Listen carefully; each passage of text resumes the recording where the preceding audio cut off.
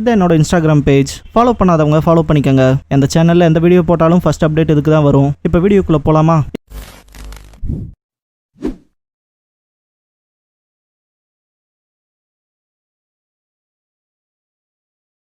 Hello guys, நீங்க பார்க்குறது Tamil anime and நான் தான் உங்க சென்பாய். இந்த வீடியோல நருட்டோ ஷிப்புடன் சீசன் 1 எபிசோட் 30 நம்ம பார்க்க போறோம். ககாஷி நருட்டோ பார்த்துக்கிட்டே இருப்பாரு.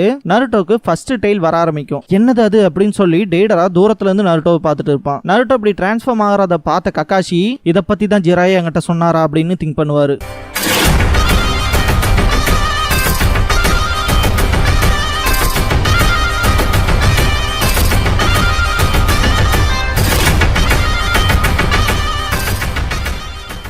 நருட்டோவை சுத்தி அந்த 9 டெயில் க்ளோக் ஃபார்ம் ஆயிரும். இதுதான் அந்த 9 டெயில் க்ளோக்கா அப்படின்னு பாப்பாரு ககாஷி. இந்த பாயிண்ட்ல நருட்டோவோட சிரிப்பே அவ்வளவு பயங்கரமா இருக்கும். ஒரு பஞ்ச் வைப்பான், கிட்டத்தட்ட அந்த இடமே நொறுங்குற மாதிரி இருக்கும். நருட்டோவை சுத்தி இந்த இடம் பூராமே பொழந்துக்கும். இதுதான் அந்த ஜின்சுரிக்கு பவரா அப்படின்னு தூரத்துல இருந்து டெய்டரா பார்த்துட்டு இருப்பான். நருட்டோ இந்த பாயிண்ட்ல டெய்டரா எங்கேயும் தான் தேடிட்டு இருப்பான். டெய்டரா சைட் காட்டுவாங்க. அவன் வாயில இருந்து பிளட் வரும். அவன் பஞ்ச சாடா இருந்ததை நினைச்சு ஆச்சரியப்படணும்னு அவசியமே இல்லை அப்படின்னு திங்க் பண்ணுவான். நருட்டோக்கு அவனோட 2வது டெயில் வர ஆரம்பிக்கும். இந்த பாயிண்ட்ல அவனோட க்ளோன்ஸ் அந்த ஒரு ஹீட்டை தாங்க முடியாது. அந்த செகண்ட் டைல் ஃபார்ம் ஆகிறத பார்த்துட்டே இருக்கும்போது ககாஷி ஜிராயா சொன்ன விஷயத்த ரிமெம்பர் பண்ணி பார்ப்பாரு. ஒரு பாயிண்ட்டுக்கு மேல 9 டைல்ஸோட சக்ரா நருட்டோவோட உடம்புல இருந்து லீக் அவுட் ஆகிறதுக்கான வாய்ப்பு இருக்கு. அதுக்கப்புறமா அவன் உடம்புக்குள்ள இருக்க அந்த பீஸ்ட், அந்த ஃபாக்ஸ் ஸ்பிரிட் ஃபார்முக்கே மாற ஆரம்பிப்பான் அப்படின்னு ஜிராயா சொல்லும்போது ககாஷி சீரியஸா அதை சொல்றீங்களா? அந்த சக்ரா அந்த ஃபாக்ஸ் ஸ்பிரிட் மாதிரியே மாறுமா அப்படின்னு ககாஷி கேட்கும் போது ஜிராயா அதை 9 டைல்ஸ் க்ளோக் அப்படின்னு ப்ரிஃபர் பண்ண அப்படின்பாரு ஜிராயா. 9 டைல்ஸ் க்ளோக்கா அப்படின்னு ஆச்சரியப்படுவாரு ககாஷி. 9 டைல்ஸ் க்ளோக் மட்டும் அப்பியர் ஆச்சுன்னா நீ கண்டிப்பா ஜாக்கிரதையா இருக்கணும் அப்படின்னு ஜிராயா சொல்லும் போது ஷாக் ஆவாரு ககாஷி. நல்லா கேட்டுக்க, ஒரு டெயில் வரும்போதே அவனை ஸ்டாப் பண்ணிரு, இல்லைன்னா மோசமான விஷயங்களை எல்லாம் சந்திக்க வேண்டிய நிலைமை வந்துடும் அப்படின்பாரு ஜிராயா. ககாஷி அதை திங்க் பண்ணிட்டு நருட்டோவை பாப்பாரு.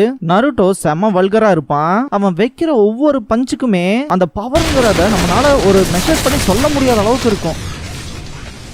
ஓப்பனிங் சாங் முடிஞ்சதுக்கு அப்புறமா ஏஸ்தட்டிக்ஸ் ஆஃப் அன் இன்ஸ்டன்ட் அப்படிங்கிற இந்த எபிசோடோட டைட்டில் போட்டு ஸ்டார்ட் பண்றாங்க.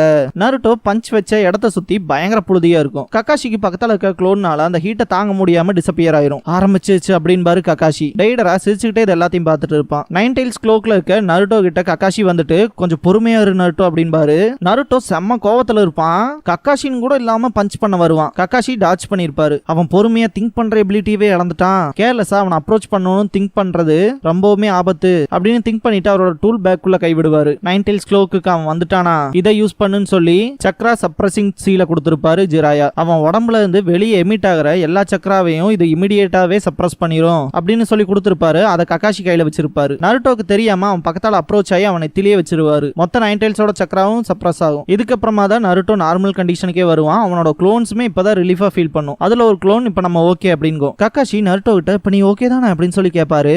9 டைல்ஸோட க்ளோக்ல வெறும் 2 டைல் ஃபார்ம் ஆனதுக்கு இப்படிப்பட்ட இம்பாக்ட் நடந்திருக்கும். இதை சுத்தி வர ககாஷி பார்த்துட்டு மாஸ்டர் ஜிராயா இதை விட மோசமா ஏதாச்சும் பார்த்திருப்பாரான்னு திங்க் பண்ணுவாரு. இது எல்லாத்தையுமே தூரத்துல இருந்து டெய்டரா பார்த்துட்டு இருப்பான். யாரும் நம்ம கிட்ட அப்ரோச் ஆகுறாங்கன்னு சொல்லி திங்க் பண்ணும்போது பார்த்தா சக்குரான்ச்சியோ வந்திருப்பாங்க. எப்படியோ உங்களை பார்த்துட்டோம் அப்படின்பா சக்குரா. எப்படியும் எங்களை நீ கண்டுபிடிச்சிட்ட, நைஸ் ஒர்க் அப்படின்னு அப்ரிஷியேட் பண்ணுவாரு ககாஷி. கொஞ்ச நேரத்துக்கு முன்னாடி நாங்க 2 பேருமே அதிகப்படியான அதிர்வை ஃபீல் பண்ணோம் அப்படின்பா சக்குரா. நீங்க வந்ததுல சந்தோஷம், அவன் கதையை முடிச்சிட்டீங்களா அப்படின்னு கேட்பான். ஆமா அப்படின்பா சக்குரா. பார்க்க போனா உங்களுக்கு இன்னுமே இந்த இடத்துல பிரச்சனை இருக்கும் போல அப்படின்பாங்க சியோ. துரதிருஷ்டவசமா அப்படின்பாரு ககாஷி. காராக்கு என்னாச்சுன்னு கேட்பாங்க சியோ. நருட்டோனால எதுவுமே பேச முடியாது. அவன் கண்ணை காட்டுற டைரக்ஷன் சைட் பார்த்துட்டு அது சரி அப்படின்பாங்க சியோ. சாசோரி இந்த சின்ன பொண்ணு கிட்டையும் அந்த வயசான கிழவி கிட்டையும் தோத்துட்டாங்க விஷயத்தை இப்ப வரைக்குமே என்னால நம்பவே முடியல அப்படின்ட்டு செம கடுப்போட பார்த்துட்டு இருப்பான் டெய்டரா. இந்த பாயிண்ட்ல சாசோரி வந்து ஃபியூச்சர் வரைக்குமே ரிமைனா இருக்கக்கூடிய ஆர்ட்ஸ் தான் எட்டர்னல் பியூட்டின்னு சொல்லுவாங்கன்னு சொல்லியிருப்பான் இல்லையா. அது எல்லாத்தையுமே நக்கல் பண்ணிட்டு இப்படி சாகிறது தானா இருந்தாலுமே ஆர்டிஸ்டனா ஒரு சில இடங்கள்ல சொதப்பியாச்சு அப்படின்னு சொல்லிட்டு இந்த இடத்துல இருந்து எஸ்கேப் ஆகிறதுக்கு பின்னாடி வந்து பார்த்தா டீம் காய் நிக்கும். நல்ல வேலை செஞ்ச நெஜி அப்படின்பாரு காய். இதெல்லாம் குழந்தைய விளையாட்டு அப்படின்ட்டு நெஜி சிரிப்பான். புரிஞ்சு அது பியாக்குகான் தானே, லீஃபோட ஒரு கெக்கே கென்காய் ஷரிங்கான் மாதிரியே அப்படின்ட்டு சிரிப்பான் டெய்டரா. இதுக்கப்புறமா என்னோட பிளைண்ட் ஸ்பாட்டை அந்த கண்களை யூஸ் பண்ணி தான் அப்ரோச் பண்ணி வந்தையா அப்படின்னு சிரிச்சுக்கிட்டு இட்டாச்சியோட ஷரிங்கான்ல இருந்து இது எவ்வளவு டிஃபரெண்டா இருக்குன்னு பார்க்கலாம் அப்படின்னு சொல்லிட்டு எக்ஸைட் ஆவான் டெய்டரா. ஆனா ஃபர்ஸ்ட் நான் இந்த சிச்சுவேஷன்ல இருந்து எஸ்கேப் ஆகணும்னு நினைக்கிறேன் அப்படின்னு டெய்டரா சொல்லும் போது லீஃபோட ஸ்ட்ராங்கஸ்ட் டீம் டீமான டீம் காய் இங்க இருக்கு, உன்னால அவ்வளவு ஈஸியா எஸ்கேப் ஆக முடியாது அப்படின்ட்டு காய் சிரிப்பாரு. எக்ஸாக்டா அப்படின்னு லீ சொல்லிட்டு 4 பேருமே தயாராவாங்க ஃபைட் பண்றதுக்கு. டேடரா சிரிச்சுட்டு இந்த இடத்த விட்டு எஸ்கேப் ஆகிறதுக்கு ட்ரை பண்ணுவான். இந்த பாயிண்ட்ல ஃபைட் ஸ்டார்ட் ஆயிருக்கும். சவுண்ட் கேட்டுட்டு எல்லாருமே திரும்பி பார்ப்பாங்க. அது டீம் காய் அப்படின்னு பாரு ககாஷி. டேடராலாம் வாயில ஒரு குணாயை வச்சுட்டு ஃபைட் பண்ணுவான். கிட்டத்தட்ட 2 கை இல்லாம 4 பேர்த்த சமாளிச்சுட்டு இருப்பான் டேடரா. 10 அவளோட ஷுரிகன்ஸ் அட்டாக்லாம் பண்ணும்போது பரவாயில்ல அப்படின்ட்டு எஸ்கேப் ஆவான். காய் சென்சே சிவியர் லீஃப் ஹரிகேன் பண்ணுவாரு. அதுல இருந்து எஸ்கேப் ஆயிருவான். வெறும் கால்களால இந்த இடத்த விட்டு தப்பிக்க முடியாது போல இருக்கே அப்படின்னு திங்க் பண்ணிட்டே ஓடிட்டு இருக்கும்போது முன்னாடி லீ அப்பியர் ஆவான். இங்க வாடா அப்படின்னு சொல்லிட்டு அட்டாக் பண்ண போவான். செம வெறித்தனமா அட்டாக்ஸ் வைப்பான் லீ. எல்லாத்துலயுமே எஸ்கேப் ஆவான் டேடரா. நெஜி 8 ட்ரைகிராம்ஸ் அப்படின்பா. டேடரா பர்ஃபெக்ட்டா நெஜியோட அந்த பொசிஷனுக்குள்ள வரும்போது ஏர் பாம் யூஸ் பண்ணி அடிப்பான். பயங்கரமான அடி விழுந்திருக்கும். அட்டாக் நடக்க போற இன்ஸ்டிங்க்ட ஃபீல் பண்ணிட்டு டேடரா பார்க்கும்போது 10 ஏகப்பட்ட ஷுரிகன்ஸ் யூஸ் பண்ணி அட்டாக் பண்ணுவா. டேடரா அதுல இருந்து எஸ்கேப் ஆயிருவான். அவனை தப்பிக்கிறக்கே விடாம 4 பேருமே துரத்துவாங்க. ரொம்ப தொல்லை கொடுக்குறானுங்களே இவனுங்க, எனக்கு தெரிஞ்சு அது இங்கதான் இருக்கும் அப்படின்னு திங்க் பண்ணிட்டு போகும்போதே அந்த பறவையோட உடம்ப பாத்துருவான். இங்கதான் இருக்கு. டேடரா பார்க்கும்போது நெஜி ஏதோ விஷயத்த வியடா நோட் பண்ணிருப்பான். அவன் கீழே போறான் அப்படின்பா 10 அவன் என்ன பிளான் பண்ணிருக்கான்னு நமக்கு தெரியாது, அதனால யாரும் அவங்களோட கார்டை டவுன் பண்ணிடாதீங்க அப்படின்பாரு காய். சரி அப்படின்பாங்க நெஜி, லீ அண்ட் 10. எல்லாருமே கொஞ்சம் கேர்ஃபுல்லா இருங்க, அவன் long range type explosives use பண்றவன் அப்படின்னு ககாஷி கத்தும் போது டீம் காய் மொத்தமா ஸ்டாப் ஆயிருவாங்க. பெரிய பறவையோட கிளேல இருந்து கொஞ்சம் கிளேவை கடிச்சு மெல்லுவான் டேடரா. நான் உங்களுக்கு என்னோட அல்டிமேட் ஒர்க் ஆஃப் ஆர்ட் காட்டுறேன் அப்படின்னு சொல்லிட்டு அவன் வாயில மென்னுட்டு இருந்த அந்த கிளேவை முழுங்கிடுவான். டேடராவோட உடம்பு அங்கங்க வீங்க ஆரம்பிக்கும். நெஜி பியாக்குகான யூஸ் பண்ணி பார்த்துட்டு அவனோட மொத்த சக்கராவையும் ஒரே ஸ்பாட்ல கான்சென்ட்ரேட் பண்றான் அப்படின்னு ரொம்பவுமே ஷாக் ஆயிட்டு எல்லாருமே முதல் வேலை இங்க இருந்து தப்பிச்சு ஓடிடுங்க அப்படின்னு கத்துவான் நெஜி. எல்லாருமே ஷாக் ஆவாங்க.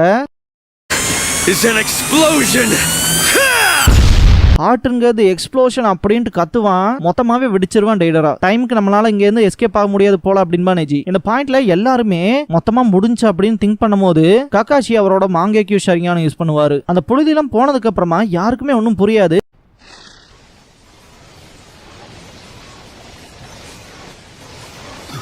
காய் இங்க என்னதான் நடந்துச்சு அப்படின்னு கேட்பாரு. எல்லாருமே ஷாக்ல தான் இருப்பாங்க. இங்க என்ன நடந்துச்சுன்னு கூட தெரியாம பார்த்தா ககாஷி அவரோட காமு யூஸ் பண்ணி இன்டர் டைமென்ஷன்ல அனுப்பிச்சிருப்பாரு.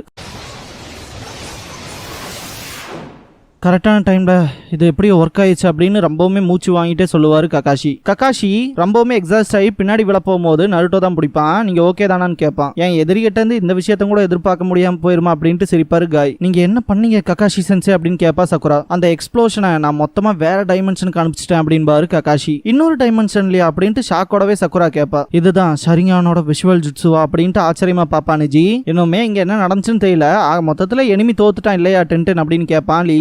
எங்கிட்ட ஏன்டா கேக்குற அப்படின்பா 10. எல்லாத்தோட முக்கியமா நீங்க எல்லாரும் நல்லா தானே இருக்கீங்க அப்படின்னு கேட்பாரு ககாஷி. நருட்டோவோட க்ளோன்ஸ் காராவை தூக்கிட்டு வந்துட்டு சக்குரா கிட்ட ஹெல்ப் கேட்கும். சரின்னு தலையாட்டுவா.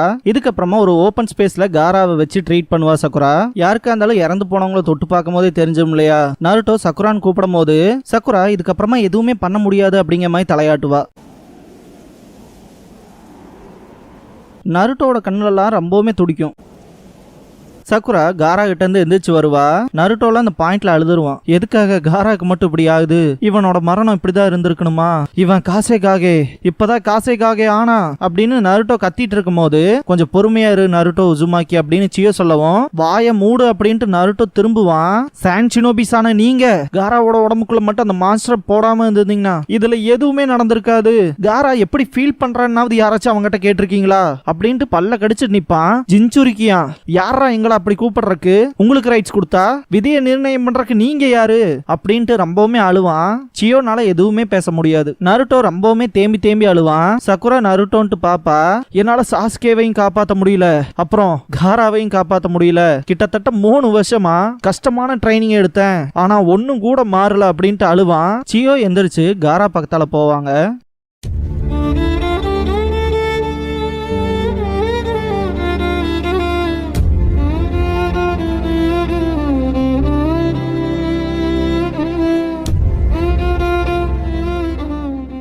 காரா மேல கைய வச்சுட்டு ரீஅனிமேஷன் ஜுட்சு பண்ணுவாங்க. இத நோட் பண்ண சக்குரா கிரானி சியோ அந்த ஜுட்சு அப்படின்னு சொல்ல வருவா. நருட்டோ பாப்பான். சியோ திரும்பி பாப்பாங்க. ஆக்சுவலா காராவோட உடம்புக்குள்ள இந்த ஷுகாக்குவை அடைச்சதே பாத்தீங்கன்னா சியோ தான். அதுக்கு பிராயச்சித்தமா தேடிக்கிற மாதிரி தான் காராவை காப்பாத்துறதுக்கு அவங்களோட ரீஅனிமேஷன் ஜுட்சுவை யூஸ் பண்ணுவாங்க.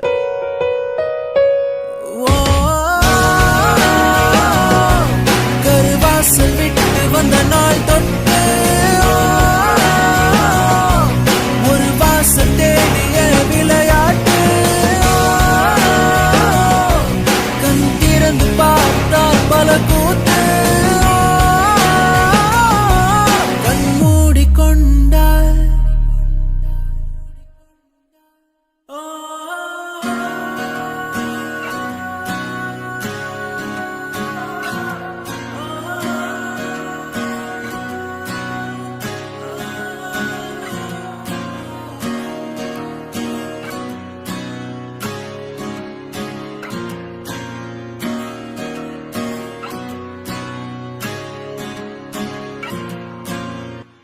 க்ளோசிங் சாங் முடிஞ்சதுக்கு அப்புறமா த லெகசி அப்படிங்கிற எபிசோட தான் நம்ம நெக்ஸ்ட் பார்க்க போறோம் அப்படின்பா நருட்டோ. இதுக்கப்புறமா நிஞ்சா ஸ்கூல் ஸ்பெஷல் கிளாஸ்ங்கிற டைட்டில் போடுவாங்க. ககாஷி லீஃப் வில்லேஜுக்குள்ள அந்த 9 tails அட்டாக் பண்ணுச்சு இல்லையா, சோ அதை பத்தி தான் பார்க்க போறோம் அப்படின்பாரு. இதோட பேரு 9 tail fox. இந்த கிரியேச்சர் பத்தி யாருக்குமே தெரியாது, ஒரு லெஜெண்ட். எதுக்காக அட்டாக் பண்ணுச்சுன்னு கூட யாருக்குமே தெரியாது. டிஸ்ட்ரக்ஷன்ல 5 கிரேட் நேஷன்ஸை விட ரொம்பவுமே பவர்ஃபுல்லா இருந்துச்சு.